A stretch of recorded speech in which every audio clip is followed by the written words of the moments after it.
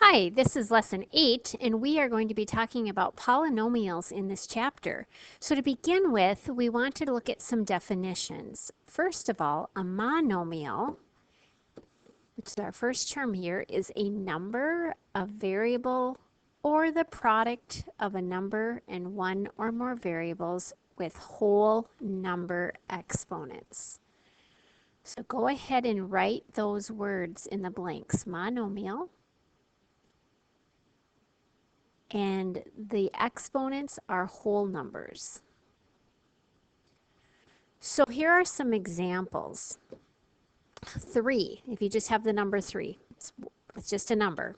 It's one term. It's a monomial. A variable, x to the third, that's a monomial. There's one term there. Or you can have the product 2 times x to the fifth, a monomial, and also 3 times x times y to the second. One thing you'll notice with all 4 of these is you don't have any pluses or minus signs. The other thing I want to point out is it says that you have a whole number exponent. The whole numbers, remember, start with 0. It's kind of like the O in whole. 1, 2, 3, 4, 5, ... So the exponents have to be whole numbers. If you had a negative exponent, it would not be considered a monomial. So just to be clear, you can have negative exponents in problems, but they're not considered monomials by the definition. The next term we have is polynomials. Whoops, and I got the wrong color here. Let's go back. Polynomial.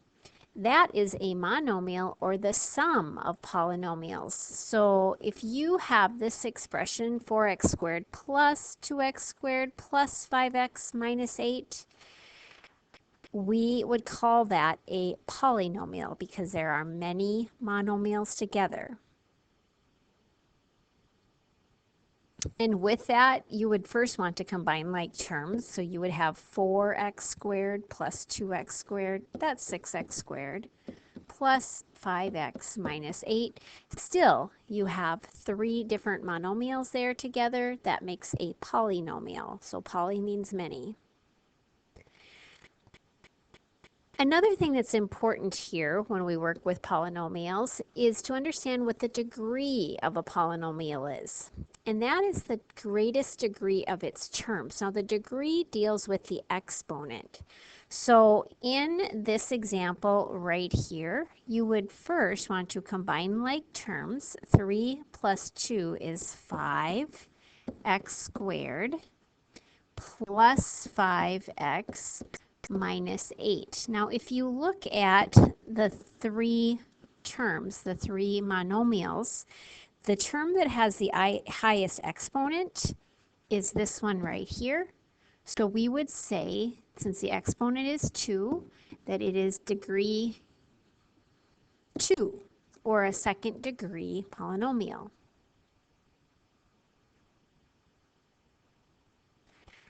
The next example here, this one's way more complex because you have x's and y's. And in this case, don't worry about this. I'm not going to test you on this. In a case like this where you have multiple variables, you add the exponents. So the 4 and the 2 would be a 6. So this would be degree 6. And another thing that is important, some terminology, is when you have them in the right order, where you have the highest exponent first, the number out front is called the leading coefficient.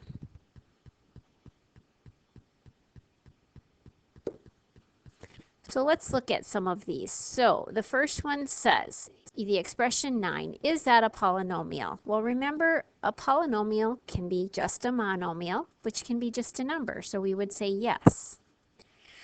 And we have no variable here. So the degree would be 0. The next one, is this a polynomial? We would say yes, because we have monomials together. And the thing we do want to look at is this rule here in the definition that we have whole number exponents. And so the exponent here is a 2, The exponent, when we don't see it, there is a 1. So yes, we have whole numbers, so we would say yes. The degree is the highest exponent, so it's a 2. The next problem, if we look at this first term, it's a 6n to the 4th. That's a monomial. But if you look right here, the exponent is a variable. It is not a whole number, so we would say no. It's still an expression, an algebraic expression. It's just not considered a polynomial. The next one, again, you have a negative exponent, so it's not considered a polynomial. This one, we have two variables. And so we would say yes, it is, because the variables have whole number exponents. Just an FYI, if we look here, if you add the exponents, 3 plus 1 is 4, 4 plus 1 is 5, and so the degree of that one would be 5. And again, don't worry about that. It's not anything I'll test you on. The next one, the exponent is a 1, so you would say yes, and the degree is 1. And in the last one, because you have a 1/2 right there for an exponent, 1/2 is not a whole number, we would say no.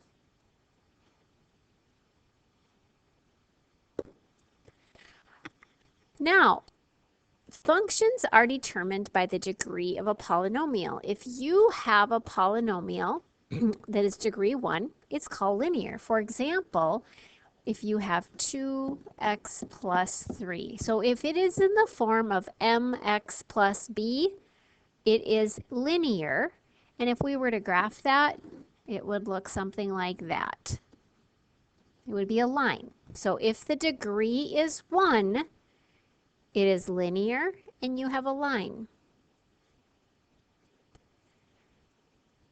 Next, if you have a degree of 2, it is quadratic. So if we have x squared plus 3x plus 1, that would be quadratic. And I'm just kind of making a ballpark here. It's going to look something like that, maybe. So anytime your degree is 2, it is quadratic, which means the highest exponent is 2. Next, if you have a third degree polynomial, that is a cubic. So let's say you have x to the third minus 1, for example. That would look something like this. That's how a cubic graph looks. Something like that. It's off a little bit. And then if you have a degree of 4th, that is called a quartic. So if we had x to the 4th plus 2x cubed plus x squared plus x plus 1, something like that. If we graphed it, it would, let me think here, it would look something like this. Maybe something like that. It would have 3 bumps in it, probably. So 4th degree is quartic. 3rd degree is cubic. 2nd degree quadratic. 1st degree linear. All right, let's talk about some polynomial functions. We need to write them in standard form. Name the degree and the type of function. So first of all, standard form means that you have combined anything that can be combined and that you arrange it so that the exponents go from highest to lowest. So here, nothing can be combined, but the highest exponent is 3, so we're going to write that first. So we would write 4x to the third plus 2x squared would be next, plus 2x. So now you can see, if you look at the exponents, they are in descending order, 3, 2, 1.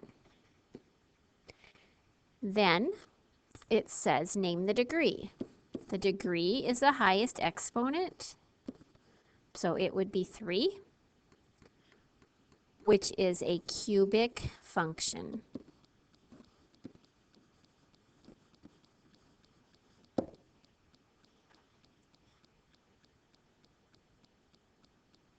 All right, the next one, the first number we're going to write would be 4 and then x squared, negative 4x squared.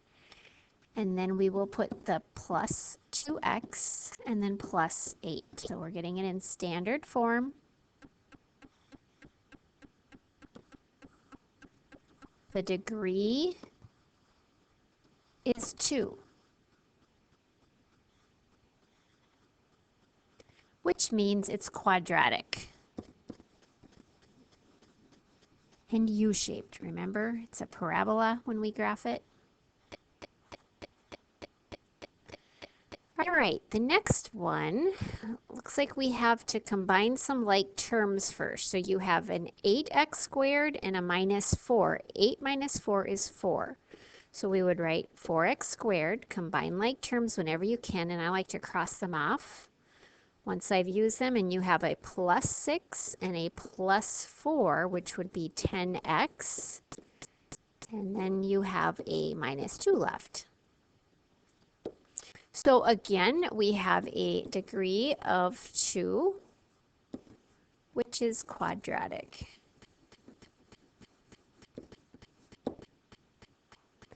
All right, the next one, 12 minus 4 is 8x, and 2 plus 8 is 10. So then that would be degree 1,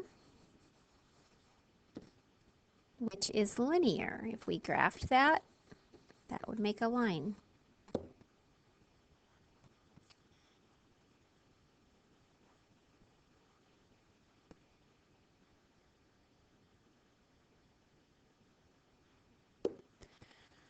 All right, so when we are combining, finding the sum or the difference. So first of all, in the little box on the side of your paper, it says when adding, you do not need the parentheses. So you could rewrite this first top problem without parentheses. You don't need them. But when you're subtracting, so if you have a negative in front of parentheses, you first have to distribute the negative to get rid of the parentheses. So go ahead and write those in.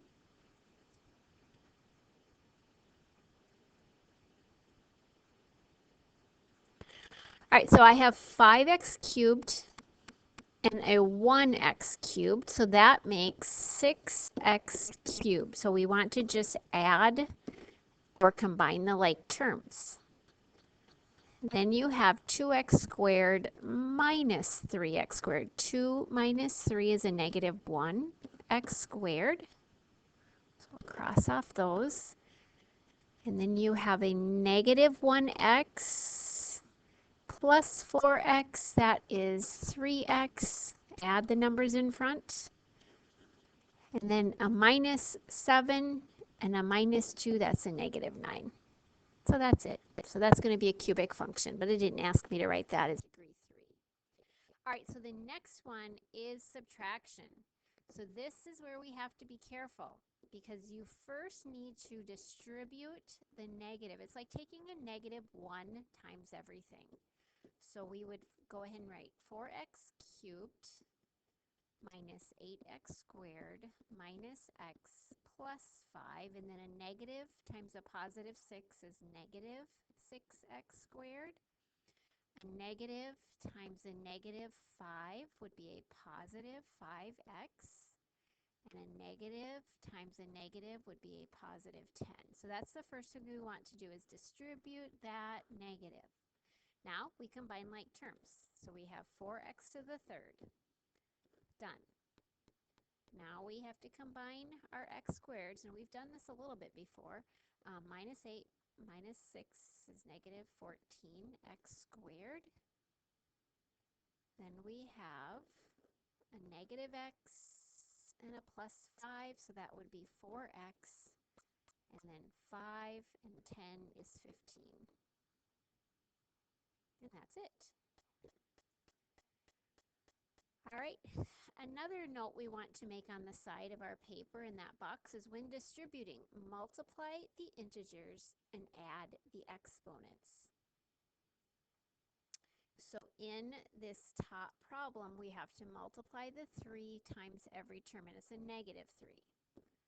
So we have 4m cubed minus 2m, and Now negative 3 times 6 is negative 18m squared. Negative 3 times 5 is negative 15m. And negative 3 times negative 1 is a positive 3. And then lastly, combine like terms. So that takes care of the first two, and now we have a negative 2 and a negative 15, so that's negative 17m and plus 3. There's our answer.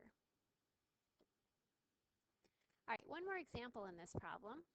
So we have 4x to the 8th minus 2x to the 6th. Now, we are distributing, so we multiply the numbers. So negative 3 times times 6 is a negative 18. And then x to the 2nd times x to the 4th, bases are the same, add the exponents. Then negative 3 times 5 is negative 15. Bases are the same, add the exponents. 2 plus 3 is 5. And a negative 3 times a negative 1 is a positive 3. Watch your signs. And then we would have x squared times x, so you'd have x to the 3rd. And the last step is to combine like terms. So these are the only two that have the same variable parts. So we would have negative 20 x to the 6th minus 15x to the 5th plus 3x cubed. And there you go. Hopefully that's right. All right, and then go ahead and work on worksheet 8.1. Thanks for watching.